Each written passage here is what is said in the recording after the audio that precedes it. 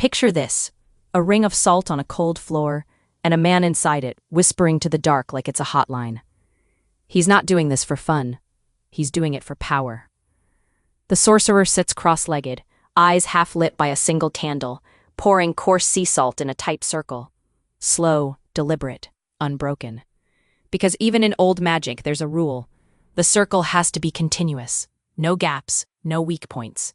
In Western witchcraft, a salt circle is meant to be a barrier, something that contains and concentrates the energy you raise and keeps outside forces from interfering. And salt has always carried that reputation. Ancient cultures treated it like spiritual fire. We're talking centuries back. Mesopotamian ritual use, purification rites, protection at thresholds.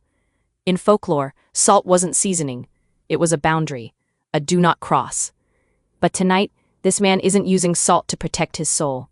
He's using it to weaponize his pain. He starts chanting, low, rhythmic, hungry, and the more he chants, the more it costs him.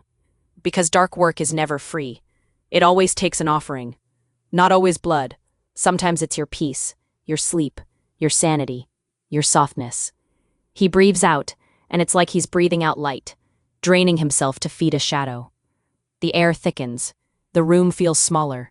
Something listens. Then he speaks the command with a spike of intent. Destroy his peace. And something it answers. A cloud of malice surges outward, like a swarm of instructions released into the world. Not a Hollywood demon. Something colder. Concentrated negativity, sent to find a crack, a weakness, a wound, a door. It races toward the target. A man who, according to the sorcerer, is too blessed, too protected, too untouchable. And here's where the story turns. Because when the darkness arrives, it doesn't find an open window. It finds a wall. The man is praying. Not performing, not panicking, not begging. Praying, steady, anchored, connected. And his spirit is wrapped in something the Bible calls the armor of God. Ephesians 6:10-18. Truth, righteousness, peace, faith. Not superstition.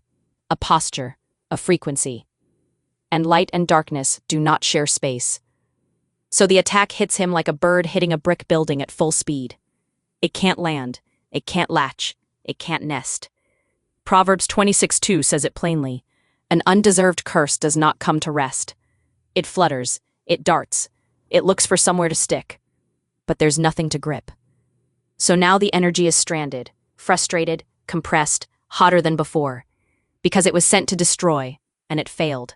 And it can't just evaporate like smoke. It needs a host, a home, a landing place. So it does what spiritual laws have always warned about. It returns. It follows the cord back, the energetic silver thread of intention that tied it to its sender. And it doesn't return gently. It accelerates, like a boomerang in a hallway of mirrors, like a stone rolled downhill that remembers who pushed it. Psalm 7:15-16 describes it with surgical precision. He has dug a hole and hollowed it out. He has fallen into a pit of his own making. His violence falls on his own head.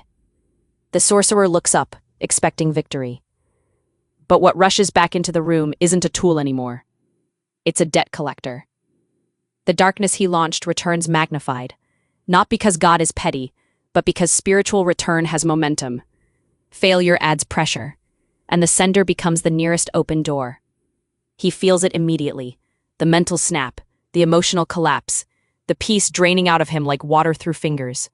The same weapon he aimed outward now turns inward. And the cruelest part, he realizes he was never the master. He was the meal. He thought he was commanding shadows, but he was signing a contract. Every chant was a payment. Every curse was interest. And now the bill is due. That's the lesson. You cannot throw mud without losing your footing.